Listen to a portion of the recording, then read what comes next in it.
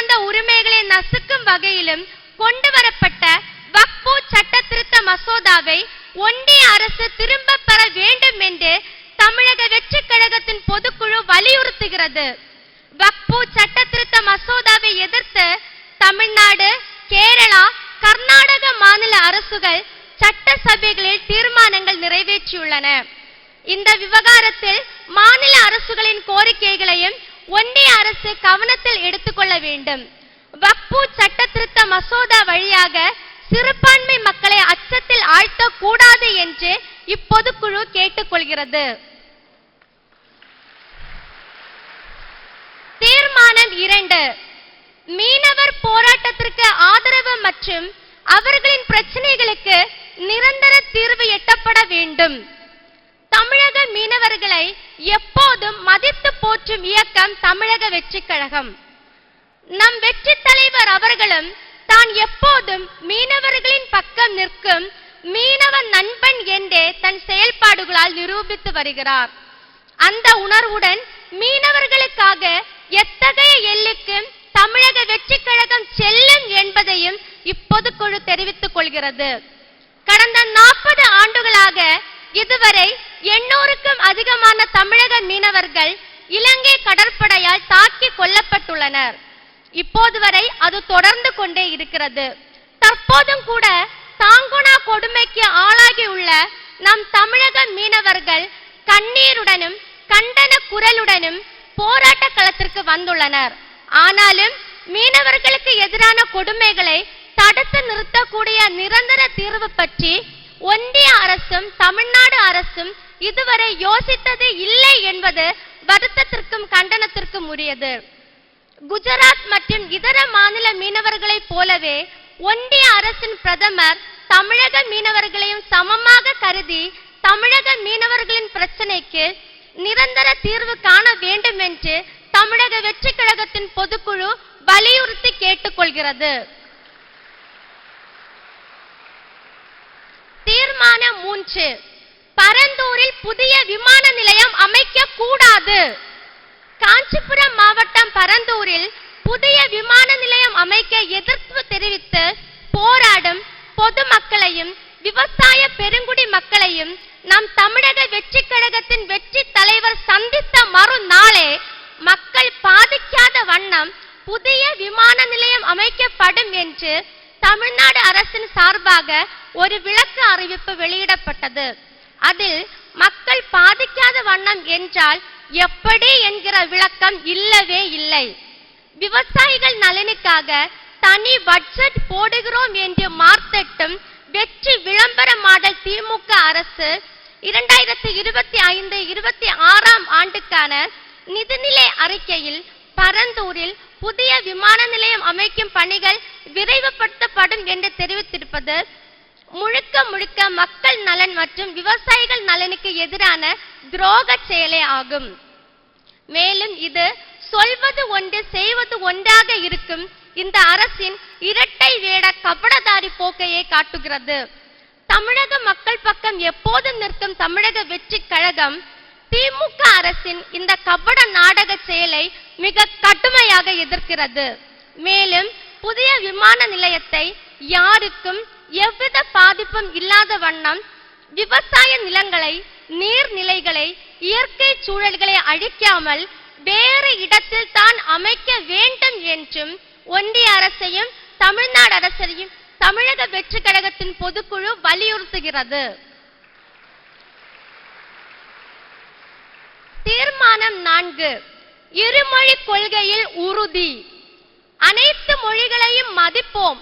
தனிப்பட்ட முறையில் யார் வேண்டுமானாலும் எந்த பள்ளியிலும் படிக்கலாம், எந்த மொழியையும் கற்கலாம். அது அவரவரின் தனிப்பட்ட உரிமை என்பது தமிழக வெற்றி கழகம் உறுதியாக உள்ளது. ஆனால் கூட்டாட்சி உரிமையை மீறி மாநில சுயாட்சி உரிமைக்கு எதிராக ஒரு மாநில அரசின் மொழி கொள்கையை, கல்வி கொள்கையை கேள்விக்குறியாக்கி வேற்று மொழியை வலுக்கட்டாயமாக அரசியல் ரீதியாக திணிப்பதை ஒருபோதும் ஏற்க முடியாது. முரட்டு பிடிவாதத்துடன் மும்மொழி கொள்கையை திணிக்க முயலும் ஒன்றிய அரசுக்கு கடும் கண்டனத்தை தெரிவிப்பதுடன் தமிழ்நாட்டுக்கு எப்போதும் இருமொழி கொள்கை தான் என்பதை இப்பொதுக்குழு திட்டவட்டமாக அறிவித்துக் கொள்கிறது. தீர்மானம் 5, நாடாளுமன்ற தொகுதி மறுசீரமைப்பு தேவையில்லை. நாடாளுமன்ற தொகுதி மறுசீரமைப்பு செய்யும் போது வட மாநிலங்களில் தொகுதிகளின் எண்ணிக்கை பல மடங்கு உயரும் என்றும், தமிழ்நாடு உள்ளிட்ட தென் மாநிலங்களில் தொகுதிகளின் எண்ணிக்கை சரியும் என்றும் தகவல்கள் வெளியாகியுள்ளன. இது ஒன்றிய அரசின் மக்கள் தொகை கட்டுப்பாட்டு திட்டத்தை சிறப்பாக கடைபிடித்ததற்கான தண்டனை என்றே தமிழக மக்கள் கருதுகிறார்கள். மாநிலங்களிடையே ஏற்றத்தாழ்வுகளை உருவாக்கும் தொகுதி மறுசீரமைப்பு தேவையற்றது. இப்போதிருக்கும் தொகுதிகளான 543 என்ற எண்ணிக்கையே கால வரையறையின்றி தொடர வேண்டும் என்பதே தமிழக வெற்றி கழகத்தின் நிலைப்பாடாகும். எனவே தொகுதி மறுசீரமைப்பு முடிவை ஒன்றிய அரசு கைவிட வேண்டும் என்று இப்பொதுக்குழு வலியுறுத்துகிறது. தீர்மானம் 6, மாநில அரசுகளுக்கு அதிகாரங்கள் பகிர்ந்தளிக்கப்பட வேண்டும். ஒன்றிய பிரதமர் அவர்கள் மாநில முதல்வராக இருந்தபோது மாநில வளர்ச்சி கூட்டத்தில் பங்கேற்று அந்த மாநில நலனுக்காக குரல் கொடுத்தார். ஆனால் தற்போது அவரே பிரதமராக இருக்கக்கூடிய ஒன்றிய அரசானது பிற மாநிலங்களின் ஒட்டுமொத்த அதிகாரத்தையும் பாராளுமன்ற பெரும்பான்மை உறுப்பினர்களை கொண்டு ஒன்றிய அரசின் அதிகாரத்தை மையப்படுத்தி மாநில அரசின் அதிகாரத்தை மட்டுப்படுத்தி மாநில சுயாட்சியை முடக்கும் வேலையை செய்து வருகிறது. ஜிஎஸ்டி மூலம் நிதி அதிகாரத்தையும், நீட் மூலம் கல்வி அதிகாரத்தையும், மும்மொழி திணிப்பின் மூலம் மொழி அதிகாரத்தையும், தொகுதி மறுசீரமைப்பு என்ற முறையில் மாநில அரசுகளிடையே பிளவினை ஏற்படுத்த முயல்வதையும், வேளாண் சட்டங்கள் மூலம் வேளாண் கொள்கைகளை மாநில அரசிடமிருந்து ஒன்றிய அரசு பறிப்பதையும் இப்பொதுக்குழு கண்டிக்கிறது. அதிகாரம் ஒன்றிய அரசிடம் குவியாமல் மாநில அரசுக்கு பகிர்ந்தளிக்கப்பட வேண்டும். தீர்மானம் 7, பாலியல் வன்கொடுமை வழக்குகளை விசாரிக்க சிறப்பு விரைவு நீதிமன்றங்கள் தேவை. மாநில அரசுக்கு சுமார் 50,000 கோடி வருமானம் வரும் டாஸ்மாக் நிறுவனத்தினாலும் கட்டற்ற போதைப் பொருட்களின் புழக்கத்தினாலும் தமிழகத்தில் உள்ள பெண்கள் மற்றும் குழந்தைகளின் பாதுகாப்பே கேள்விக்குறியாகி வருகின்றது. பள்ளி சிறார்களே போதைக்கு அடிமையாகி வளரும் தலைமுறையே போதையால் சீரழிந்து வருகிறது. இந்த போதைப் பொருட்களால் பெண்களுக்கு எதிரான பாலியல் வன்கொடுமைகள் நாள்தோறும் அதிகரித்த வண்ணமே உள்ளன. மது மற்றும் போதைப் பொருட்களுக்கு எதிரான விழிப்புணர்வை உருவாக்காமல் போதைப் பொருட்கள் தமிழகத்தில் சரளமாக புழங்கும் நிலையை உருவாக்கியுள்ள திமுக அரசை தமிழக வெற்றி கழக பொதுக்குழு வன்மையாக கண்டிக்கிறது. பெண்கள் மீதான பாலியல் புகார்களை விசாரிக்க சிறப்பு புலனாய்வு குழுக்களை ஏற்படுத்த வேண்டும். அதில் முன்னாள் பெண் நீதிபதிகள் மற்றும் முன்னாள் காவல்துறை உயர் அதிகாரிகள் இடம்பெற வேண்டும். குழந்தைகள், பெண்கள் மீதான பாலியல் சீண்டல்கள் மற்றும் வன்கொடுமை வழக்குகளை விசாரிக்க தமிழக அரசு சிறப்பு விரைவு நீதிமன்றங்கள் அமைக்க வேண்டும். இந்த சிறப்பு நீதிமன்றங்கள் 90 நாட்களுக்குள் விசாரித்து தீர்ப்பு வழங்க நடவடிக்கை எடுக்க வேண்டும் என்று இப்பொதுக்குழு வலியுறுத்துகிறது. தற்போதைய அரசு இதை செய்ய தவறும் பட்சத்தில் இந்த அரசுக்கு தமிழக மக்கள் தக்க பாடம் புகட்டுவார்கள். மேலும் வரும் சட்டமன்ற தேர்தலில் மக்கள் ஆதரவுடன் அமையும் தமிழக வெற்றி கழக ஆட்சியில் மது மற்றும் போதைப் பொருட்களுக்கு எதிராக சட்டம் இயற்றப்பட்டு பெண்கள் மற்றும் குழந்தைகளின் பாதுகாப்பிற்காக தனி துறை உருவாக்கப்படும் என இப்பொதுக்குழு தெரிவித்துக் கொள்கிறது.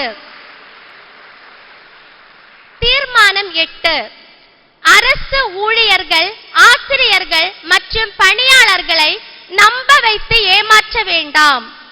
அரசு ஊழியர்கள், ஆசிரியர்கள் மற்றும் பணியாளர்கள் கூட்டமைப்பான ஜாக்டோ ஜியோ பழைய ஓய்வூதிய திட்டத்தை செயல்படுத்துதல் உள்ளிட்ட 10 அம்ச கோரிக்கைகளை வலியுறுத்தி வருட கணக்காக போராடி வருகின்றது. லட்சக்கணக்கான குடும்பங்களின் வாழ்வாதாரம் சம்பந்தப்பட்ட இப்போராட்டத்தை இந்த வெற்றி விளம்பரமாடல் திமுக அரசு கண்டு கொள்ளாமல் மறைமுகமாக பழி வாங்குவது போல் நடந்து கொள்கிறது. இது முழுக்க முழுக்க ஏமாற்று வேலையே ஆகும். தமிழக அரசு ஊழியர்கள், ஆசிரியர்கள் மற்றும் பணியாளர்களுக்கு பழைய ஓய்வூதிய திட்டம் செயல்படுத்தப்படும் என்று போலி வாக்குறுதி அளித்து சட்டமன்ற தேர்தலில் வெற்றி பெற்ற பின்னர் அக்கோரிக்கைகளை நிறைவேற்றாமல் ஏமாற்றிவிட்டு மீண்டும் அவர்களை போராட்ட களத்தில் தள்ளியதற்காக தமிழ்நாடு முதலமைச்சர் அவர்கள் பகிரங்கமாக வருத்தம் தெரிவிக்க வேண்டும். அரசு ஊழியர்கள், ஆசிரியர்கள் மற்றும் பணியாளர்களின் ஜாக்டோ ஜியோ கூட்டமைப்பின் போராட்டத்திற்கு தமிழக வெற்றி கழகம் தன் மனப்பூர்வமான ஆதரவை இப்பொதுக்குழு வாயிலாக தெரிவித்துக் கொள்கிறது.